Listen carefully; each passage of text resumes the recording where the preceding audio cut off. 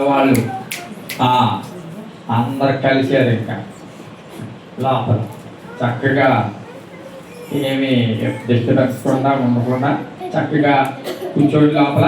బయట వాళ్ళు కూడా శ్రద్ధగా వాక్యం మీద కొద్ది నిమిషాలు దృష్టి ఉంచాలని మనం చేస్తూ ఉన్నాం. ఏ సెల్ ఫోన్లు ఓపెన్ చేయకుండా, ఎవరితో కూడా మాట్లాడకుండా, ఎవరి చెవులు ఏది కూడా మాట్లాడకుండా చక్కగా వాక్యాన్ని శ్రద్ధగా వినాలని అందరూ. ఏ పనులు లోపల కూడా వంటలు ఉన్నారా మాటలు మాట్లాడాలి లేదు కదా. అందరూ చక్కగా వాక్యాన్ని వినాలి. దేవునికి స్తోత్రం కలుగును కాక. హల్లెలూయా. పెళ్లిలో కొన్ని కార్యక్రమాల్లో వాక్యం చెప్పడం అనేది మామూలుగా ఉండదు అసలు. నిజంగానే మంచిది. దేవుని పెట్టారా, ప్రతి వ్యక్తి జీవితం పట్ల అది తల్లి గర్భములో నుండే కొన్ని ప్రణాళికలు ప్రారంభమవుతాయి. కొంతమంది విషయంలో మధ్యలో ప్రారంభమవుతాయి కొన్ని ప్రణాళికలు. ఒక ప్రణాళిక అంటూ ఉంటుంది. ఆ ప్రణాళిక నెరవేరడం అనేది ఏ వ్యక్తి అయితే ఆ ప్రణాళిక వేశారో ఆయనకి ముఖ్యం. ఆ ప్రణాళిక నెరవేరడం కోసము,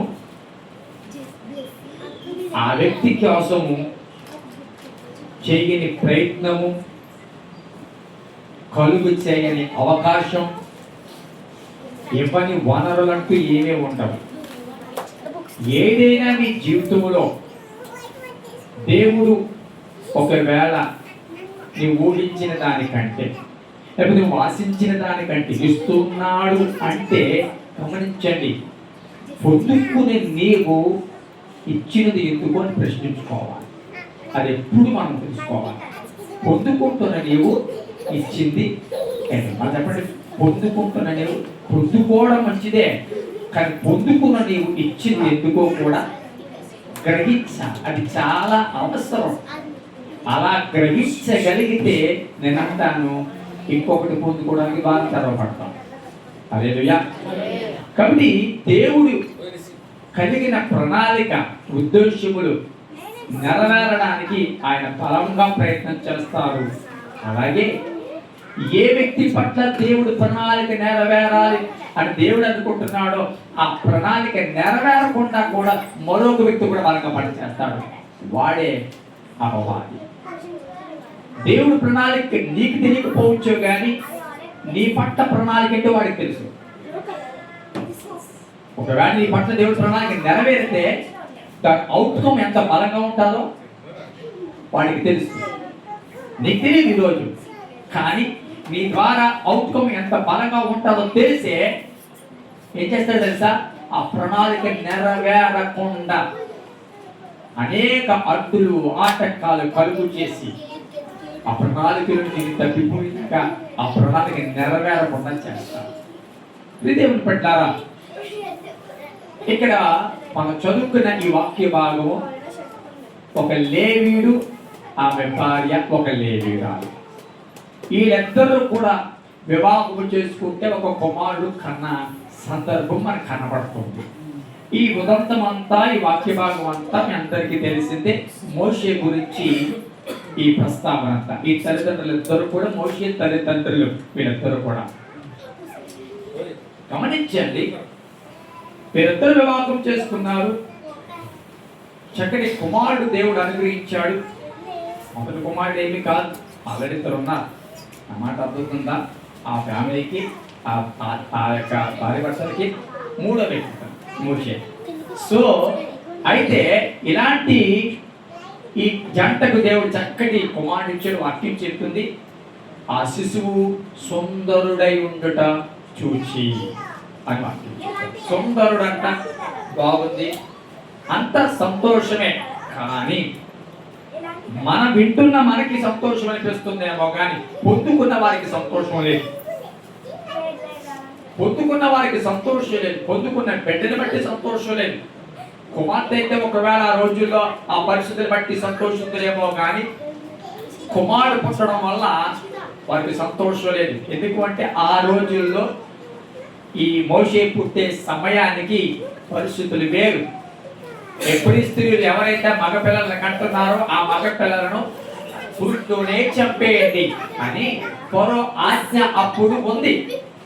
అలాంటి ఆజ్ఞ జారీ చేసిన కాలంలో గర్భం అని తెలిసేటప్పటికి ఎవరు పుడతారా అని గొడుగుపోతున్న పరిస్థితులని. మాట పుట్టిందా సంతోషం, చక్కగా టెంట్లెస్కి మీటింగ్ పెట్టుకుని చేసుకునేవారు. కుమారుడు పుట్టాడా అని తెలిసిందా అంతే, పైపానాలు పైకి పోయేలాగున్నది. ఎందుకంటే అక్కడ ఉన్న పరిస్థితి అలాంటిది. సో ఈ కుమారుడు పుట్టడం వల్ల, కుమారుడు పుట్టాడనే భౌతికంగా లేకపోతే కుమారుడనే దాన్ని బట్టి సంతోషమే కానీ ఈ కుమారుడు పుట్టే సమయానికి ఉండే పరిస్థితులను బట్టి ఆ యొక్క తల్లిదండ్రులకి చాలా బాధ.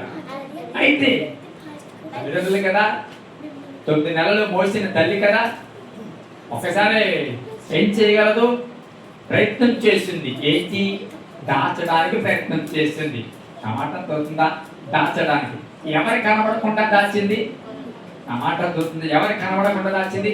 ఫరోకి కనబడకుండా. ఫరో సైన్యానికి కానీ ఫరోకి సంబంధించిన వ్యక్తులకు కానీ ఒక మాట చెప్తాను, ఫరోకే కనబడతాని సమస్య, పక్కన కనబడే సమస్యనా? అర్థమవుతుందా?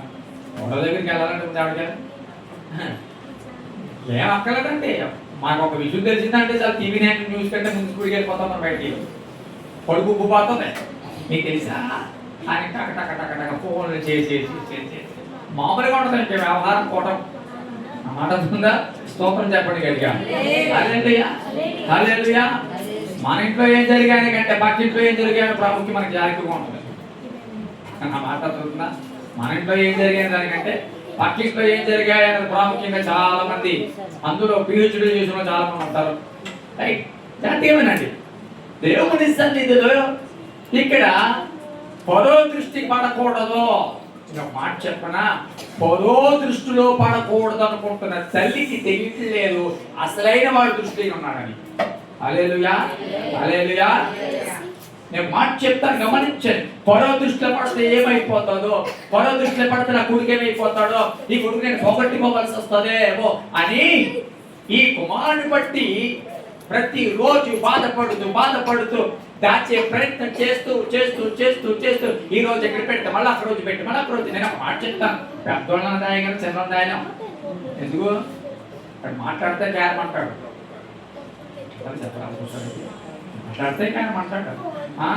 అసలు మామూలుగా చిన్న పిల్లలు ఇల్లు అంటే అక్కమని చెప్పేసి గేడుదని ఉండగానే మాట్లాడుతుందా? గోల ఉండదు. చిన్నపిల్లలు హాస్పిటల్ చూడండి ఎలా ఉంటుంది, మామూలుగా ఉండదు ఆ వ్యవహారం. అలాగే ఇక్కడ ఆ పిల్లవాడు దాయడం అనేది నిజంగా చాలా కష్టమైన పని.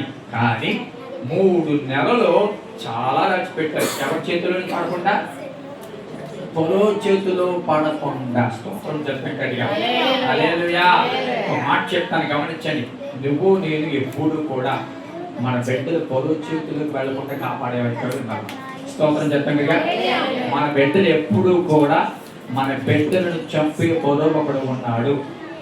అదృష్టమాట. మన పట్ల దేవుడు మన బిడ్డల పట్ల ప్రణాళిక కలిగి ఎదిగి దానిని పాడు చేసే ఫరో ఒకడు ఉన్నాడు. నీకు కుమారుడు ఇచ్చిన వెంటనే వాడి పట్ల ఒక ప్రణాళిక కలిగి ఉన్నానని దేవుడు ఎరుగును. ఆ ప్రణాళిక ఏంటో ఎదిగిన ఫరో ఆ ప్రణాళిక నెరవేరకుండా పాడు చేసి చంపి నలిపి లేకపోతే దారి తప్పించే ఫరోలు ఉంటారు. హల్లెలూయా. ఆ ఫరో మొదట అపవాదం అవ్వచ్చు, ఆ ఫరో చెడు స్నేహితులు అవ్వచ్చు, ఆ ఫరో చెడు సహవాసాలు కావచ్చు, మరెవరైనా కావచ్చు. తల్లిగా నీవు నేను చేయవలసిన పని ఏంటో తెలుసా? ఫరో చేతిలో పడకుండా మనం దాచే ప్రయత్నం చేయాలి. ఫరో చేతులకు వెళ్ళిపోతే ప్రణాళిక అంతా పోతుంది. ఫరో చేతులకు వెళ్ళిపోతే మన పిల్లలు లోకంలో వెళ్ళిపోతే, అందుకే మందిరానికి వచ్చేటప్పుడు చాలా సార్లు పిల్లలు విడిచిపెట్టేస్తుంటాం. అంటే రానాళ్ళు మేము మాట్లాడతలేదు, కొన్నిసార్లు మాట్లాడుతుందా? ఎప్పుడు కూడా దేవుని సన్నిధిలో నేనును నా ఇంటి వారును యెహోవాను సేవించెదము. ఎవరి గురించి మా గురించి చెప్పుకుంటాం. మా చర్చ్ శ్రీ కాంప్లెక్స్ వీధిలో ఉండేది. ఏంటంటే శ్రీ కాంప్లెక్స్ ఉంది కదా, ఆ లోపల ఉండేది. మన సుగుణమ్మ గారు వాళ్ళ చెట్టు పైన ఉండేది. సుగుణమ్మ గారు చాలిపేట. అక్కడికి శుక్రవారం ప్రార్థన ఉండేది, ఆదివారం ప్రార్థన ఉండేది, శుక్రవారం రాత్రి ప్రార్థన. మేము మామూలుగా శుక్రవారం శనివారం జరిగేది. అప్పుడు మంచి దూరదర్శనం సినిమాలు వచ్చి ఆ పక్కన టీవీ ఉంటే అక్కడికి వెళ్ళిపోయి ఇవి నేను కూర్చునేవాళ్ళు. కూర్చుంటుంటే వీళ్ళు అంతా తయారైపోయి ఇంక వచ్చేసిన తర్వాత అయిపోయిన తర్వాత మీకు వస్తారా అని అడిగేవారు. ఏమంటారు మీరు అని ఉంటారంటే మాకు ఎలా ఉంటారు మనకి అసలు. అప్పుడు మంచి సినిమా వచ్చింది, వీళ్ళు ఉంటారని ఉంటా. ఎందుకు చెప్తున్నానంటే దేవుని సన్నిధిలో ఆదివారం అంటే మన పిల్లలకి మందిరం తప్ప కూడా గుర్తు రాకూడదు.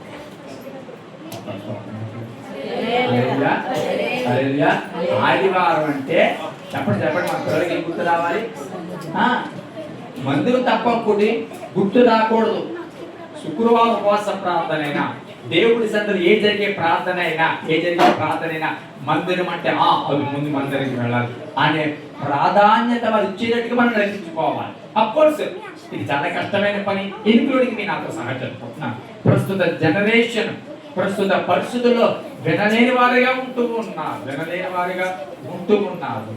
కానీ నేను అంటాను, ఏదో ఒక భయముతోనో ఏదో ఒక ఆత్మతోనో ఈ యొక్క దాడి కష్టమైనప్పటికీ కూడా కొంతకాలం దాయగలిగింది.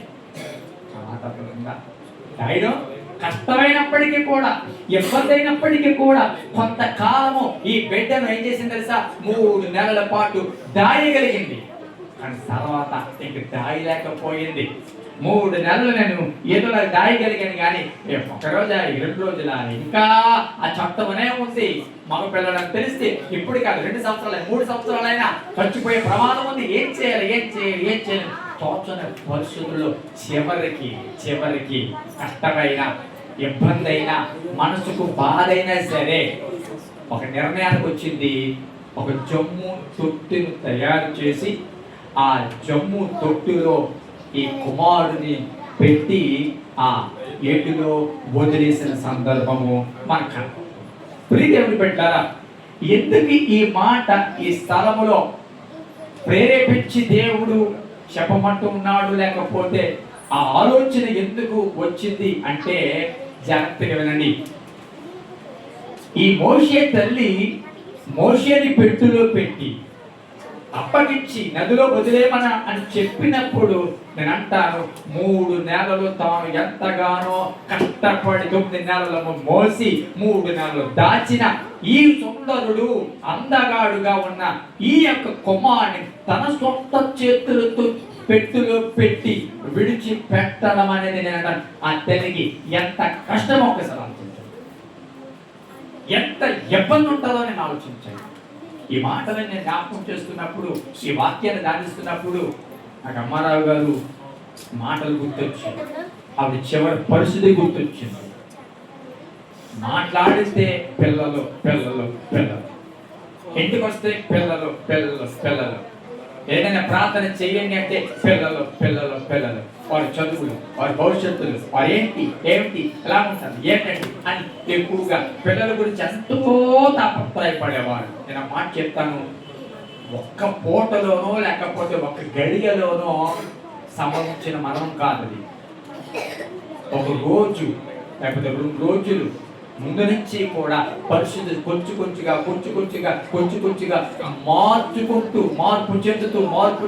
మార్పు చెందుతూ దాదాపుగా 7:30-8 గంటలు అవుతున్నట్టుంది. అప్పుడు మాట్లాడారు, చాలా ఆయాసంతో మాట్లాడుతూ వచ్చారు, చాలా ఇబ్బందిగా మాట్లాడుతూ వచ్చారు. ఆ రోజు అంటున్నారు, ఆ మన్నాడికి చాలా పరిస్థితి మారిపోయింది. ఏం చెప్పాలో తెలియని పరిస్థితుల్లో మేము ఉండిపోయాం. అవి మాట వినడానికి కూడా మనసుకు చాలా గాయం అనిపించింది. నేను మాట చెప్తాను గమనించండి.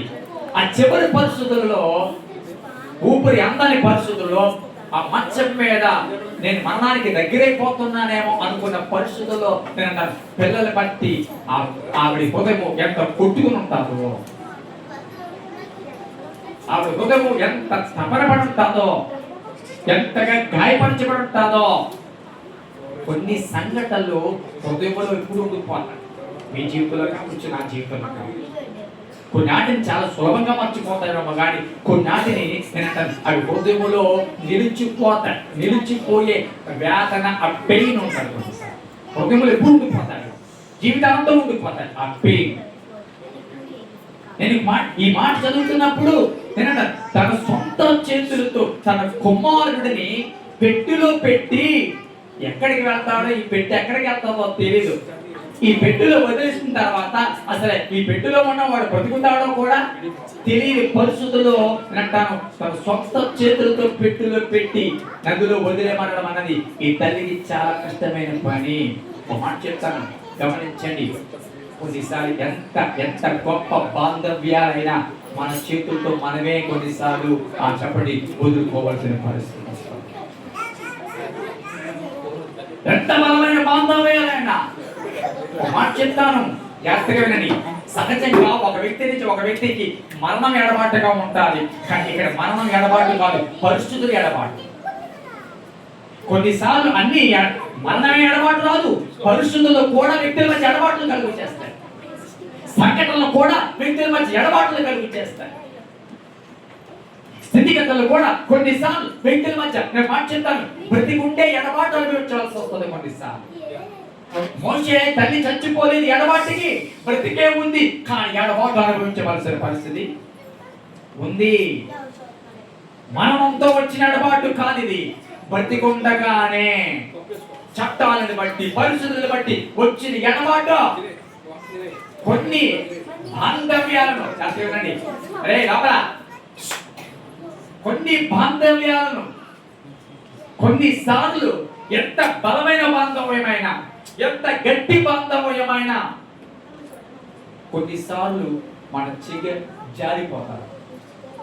మన చెయ్యి జారిపోతుంది. కొన్నిసార్లు ఎంత గట్టిగా పట్టుకుందామన్నా, కొన్నిసార్లు ఎంతగా బలంగా ముందుకు అనుకుందామన్నా నిలబడదు. కొన్నిసార్లు మన చేతుల ద్వారా మన కొన్నిసార్లు పరిస్థితులు బట్టి ఎడబాటు కలుగు చేయవలసి వస్తుంది. ఇతని ఈ మోషే జీవితంలో అదే జరిగింది, ఈ తల్లి విషయంలో అదే జరిగింది. ఎక్కడికి వెళ్తానో తెలియని పరిస్థితుల్లో బ్రతికుండగానే కుమారుని, ఏడుస్తూ ఉన్న కుమారుని తన సొంత చేతులతో ఎక్కడికి వెళ్తాడో ఏమవుతుందో తెలియని పరిస్థితుల్లో ఆ పెట్టిలో పెట్టి విడిచిపెట్టడానికి నేను అంటాను ఆ పెట్టె ఆ తల్లి ఎంత శ్రమపడి ఉంటాదో, ఎంత హృదయాన్ని గుండెను రాయి చేసుకుని ఉంటారో, ఆ ఎడబాటును ఎంతగా ఆ యొక్క బిడ్డ సహించుంటారో. దేవుని బిడ్డలారా, ఈ మాట జ్ఞాపకం చేసుకోండి. రాత్రి ఎంత బలమైన బాంధవ్యమైన ఒక రోజు ఎడబాట ఏదో ఒక పరిస్థితులు ఉంటుంది. ఏదో ఒక రోజు ఎడబాటుకు సిద్ధము కావాలి. ఏదో ఒక రోజు నేనంటాను మనకు ఇష్టము కాని వాటిని, మనకి నచ్చని వాటిని కొన్ని పరిస్థితుల్లో ఆ పాత్రను తాగవలసిన పరిస్థితులు ఉంటాయి. ఇది కుటుంబంలో జరగవలసింది కాదే, ప్రార్థనా పరులైన కుటుంబంలో ఇది జరగవలసింది కాదే, ఆత్మీయులుగా పిలువబడిన అలాంటి కుటుంబంలో ఇది జరగవలసింది కాదే. లోకము కాకులే ప్రశ్నలు వేస్తారు, రకరకాలుగా మాట్లాడతారు.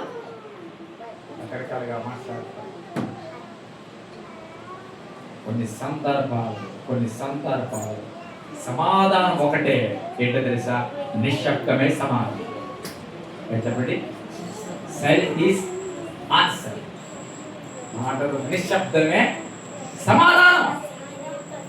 ఎందుకు ఈ మాటలు చెప్తున్నానంటే దేవుని సన్నిధిలో చేతులారా తన కుమారుని విడిచిపెట్టేసింది. ఇది ఒక ఎడబాటు. ఈ కుటుంబంలో ఈ కూడికి గురించి నేను ధ్యానిస్తున్నప్పుడు నిజంగా మోషేకి తల్లికి వచ్చిన ఎడబాటు గురించి దేవుడు కొన్ని విషయాలు మాట్లాడుతున్నాడు. నిజంగా ఆ తల్లికి ఆ కుమారుడికి అంత ఎడబాటు వచ్చింది. జాగ్రత్తగా వినండి. తల్లి మోషేని ఒక జమ్ము పెట్టిలో పెట్టింది. ఎందులో పెట్టింది? జమ్ము పెట్టిలో పెట్టింది. ఆ జమ్ము పెట్టిలో పెట్టింది. ఈ జమ్ము పెట్టి నేను అంటాను, ఇది నీటి మీద తేలేది. ఈ జమ్ము కీలు ఎందుకు రాసిందంటే ఇది నీటి మీద తేలుతుంది.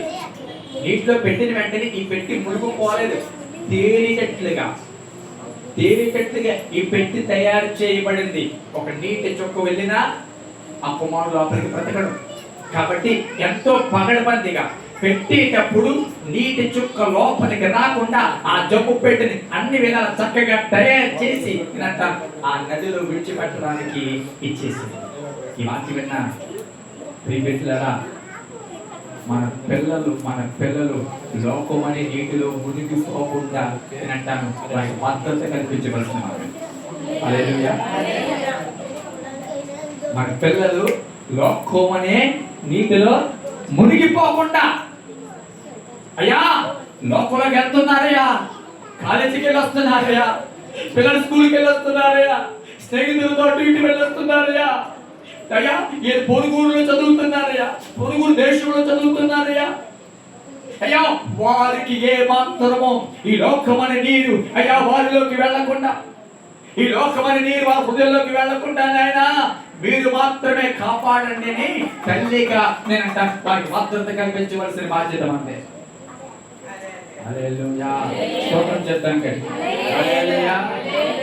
దేవుని సన్నిధిలో నీ ప్రార్థన వారికి భద్రత, నీ కన్నీరే వారికి భద్రత, నీ వేకువ జాబులు చేసే ఆ మర్రే వారికి భద్రత. వాక్యం ప్రియమిత్రులారా, దేవుని సన్నిధిలో నేనంటాను తల్లిగా రక్షణను సిద్ధపరిచే తల్లిగా ఉన్నాను. అనగా రక్షణలోకి నడిపించే తల్లిగా, రక్షణకు సిద్ధపరిచే తల్లిగా నీవు నేను రక్షణను సిద్ధపరిచే ఈ మోషే అందులో చెప్పండి పెట్టింది. ఎలా పడతా పెట్టలేదండి, ఎలా పడతా పెట్టలేదు. అన్ని రకాలుగా ఆ పెట్టికి భద్రత కల్పించిన తర్వాతే మోషేని అందులో పెట్టింది. కొన్నిసార్లు నేనంటాను చదువు నిమిత్తమో దేని నిమిత్తమో ఎడబాటు ఉంటాయి, కానీ నేనంటాను ఆ ఎడబాటులో కూడా ఆ పిల్లలకి భద్రతగా నీవు నేను స్తోత్రం చెప్పండి. భద్రతగా నీవు నేను ఉండాలి. తల్లి అంతగా ప్రిపేర్ చేయకపోతే నేనంటాను ఈ 3 నెలల మోషే బ్రతికి ఉండేవాడిక. అసలు కొంత దూరం అన్నా వెళ్ళే వరకు ఉండాలి కదా. అసలు పెట్టిన వెంటనే లోపలికి మునిగిపోయిందంటే ఏంటి? కానీ మునిగిపోకుండా తల్లి ఎంత జాగ్రత్త తీసుకుందో. ఎప్పటికప్పుడు ఒక మాట చెప్పండి జాగ్రత్తగా, మన బిడ్డలు లోపల మునిగిపోతున్నారు, లోపల ఏమైనా కలిసిపోతున్నారేమో, అయ్యా నీ మార్గం నుండి తప్పిపోతున్నారా ఏమో, లోకం ఎటు చూచిన భయంకరమయ్యా, లోకం ఎటు చూచినా వేదనగా, లోకం ఎటు చూచినా నాయన అంత ఆకర్షణ. ఇలాంటి పరిస్థితుల్లో అయ్యా నా బిడ్డలకు మీరు కాపుదలవ్వండి, వారి ఆలోచనలకు మీరు కాపుదలవ్వండి, వారి చూపుకు మీరు కాపుదలవ్వండి నాయన. బయటకు వెళ్తున్నప్పుడు నాయన దుష్టుడి కథ వారి మీద పడకూడదు నాయన. దేవునికి స్తోత్రం చెప్పగలిగా. హల్లెలూయా, హల్లెలూయా. భద్రత కల్పించవలసిన బాధ్యత చెప్పండి ఎత్తి పట్టుకోవలసిన బాధ్యత, రక్షకులుగా ఉండవలసిన చెప్పండి బాధ్యత. దేవునికి స్తోత్రం చెప్పగలిగా. ఈ పెట్టింది మిరియాం ఇచ్చింది, మిరియాం అక్కడ పెట్టేసి చూస్తూ మాట చెప్పిన ఈ తల్లి ఇదే నా చివరి చూపు, ఇదే నేను చివరిగా నా కొడుకును చూడటం, పెట్టిలో పెట్టేశాను, అప్పగించేశాను అని ఇంటి దగ్గర వేదన పడుతూ తన చెయ్యి దాటిపోయినా, తన చేతిలో నుండి దారిపోయినా, తన చెయ్యి విడిచిన ఆ కుమారుని బట్టి ఇంట్లో వేదన పడుతూ ఈ మాట జ్ఞాపకం చేసుకోండి. మోషే తల్లి మోషే చెయ్యి విడిచిపెట్టగానే నా దేవుడు మరొక చెయ్యిని అక్కడ సిద్ధంగా ఉంచాడు. హల్లెలూయా. మరొక చెయ్యిని అక్కడ పెట్టాడు. ఈ చెయ్యి విడిచిపెట్టిందని తల్లి బాధపడుతుందేమో కానీ నేనంటాను, ఆ యొక్క పెట్టిని తీసుకోగలిగిన, ఆ పెట్టిని వెప్పగలిగిన, ఆ కుమారుని స్వీకరించగలిగిన చెయ్య అక్కడ ఒకటి ఉంది. ఈ మాట వింటున్న ప్రియ బిడ్డలారా, దేవుడి సన్నిధిలో కొన్ని పరిస్థితులు బట్టి పిల్లలు చేజారిపోయేదేమో, లేకపోతే పిల్లలకు ఎడబాటు వచ్చేసిందేమో, లేకపోతే ఏ వ్యాధిని బట్టి, ఒకవేళ ఏ బలహీనతను బట్టి, ఒకవేళ పరిస్థితులు బట్టి ఒకవేళ ఈ ఎడబాటు వచ్చేసిందేమో, ఏమి చేయలేకపోతున్నాను పిల్లలకి, ఈ వయసులో ఈ రోగం వచ్చేసింది, ఈ పరిస్థితులు ఏమి చేయలేకపోతున్నానే, ఒకవేళ పిల్లల భవిష్యత్తు కొరకు, పిల్లల ఆరోగ్యాల కొరకు, పిల్లల వివాహాల కొరకు ఒకవేళ దుఃఖపడి ఎలాగా అనుకుంటూ ఉంటే ఒక మాట చెప్తాను, గమనించండి. నీవు తీర్చలేని బాధ్యత మరొకరు తీర్చేలాగా దేవుడు నిలబెడతాడు.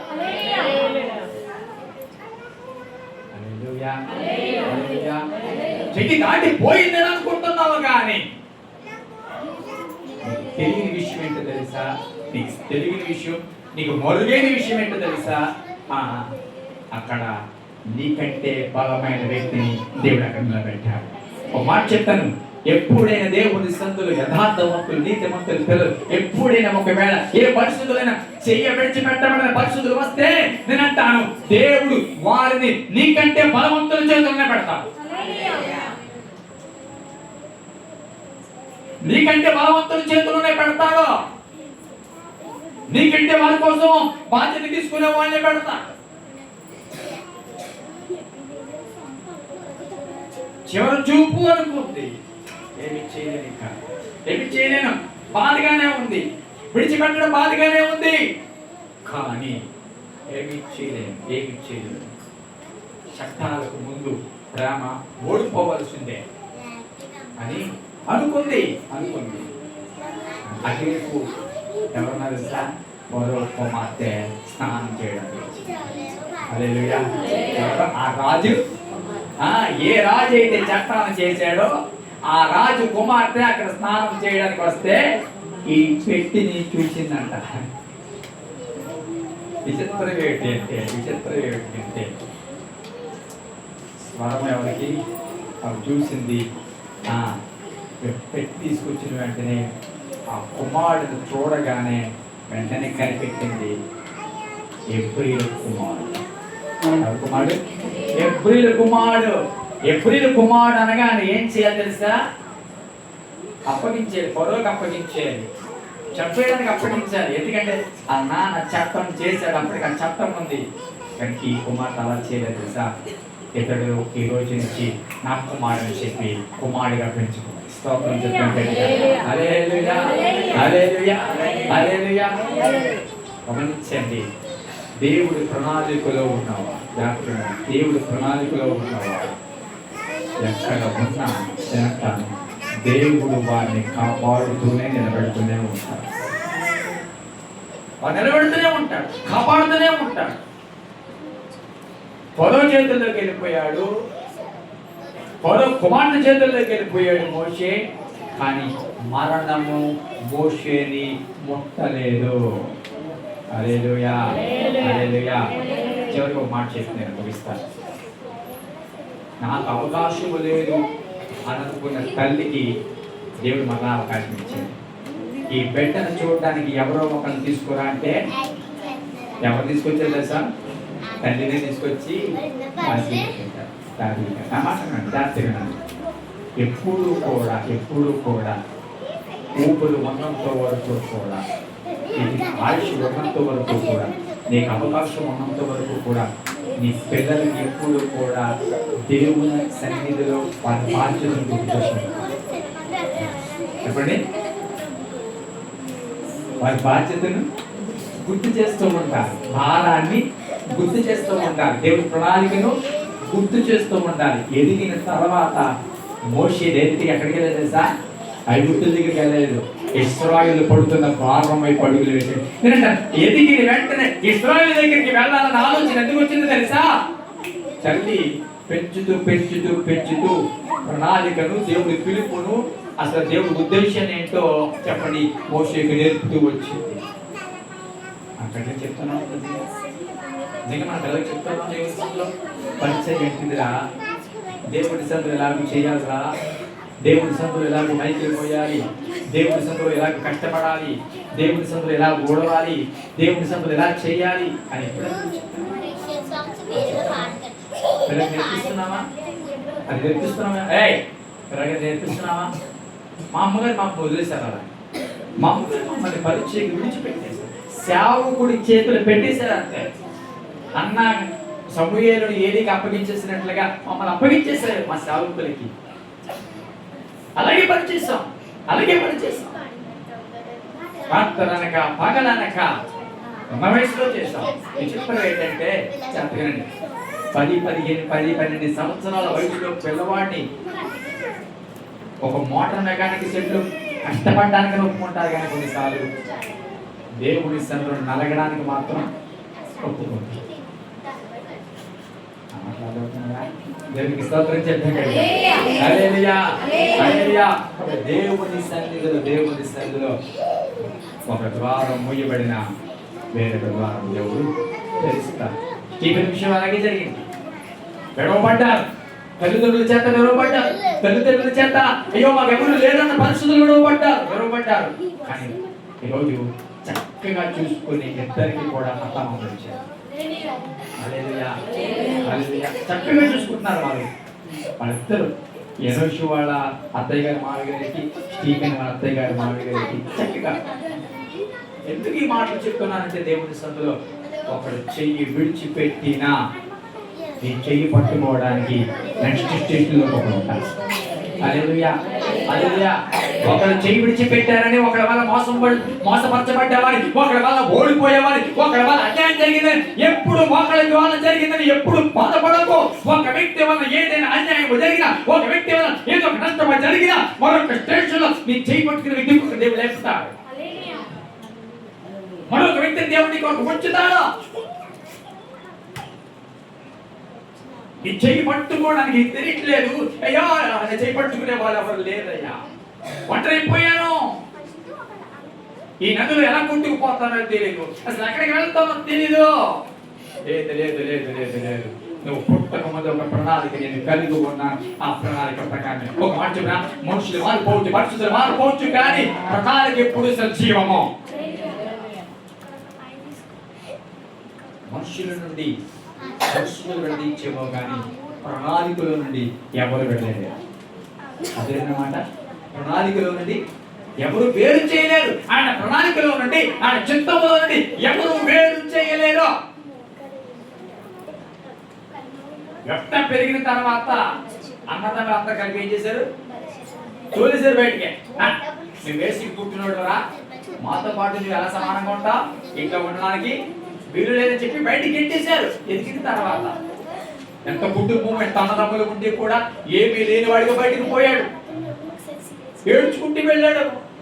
అయ్యో ఇంత పెద్ద కుటుంబాన్ని, అయ్యో నా కుటుంబం అనుకున్నానే, నా అన్నయ్యలు అనుకున్నానే, ఇది నా ఇల్లు అనుకున్నానే, కానీ ఈ రోజు ఇలాగే అయిపోయిందని ఏడ్చుకుంటూ వెళ్ళాడు బయటికి. ఎక్కడికి వెళ్ళాలో తెలియదు, ఏం చేయాలో తోచని పరిస్థితులు వెళ్ళాడు. ఎక్కడ తిరిగాడంట? అల్లాల జనం మధ్య తిరిగాడంట.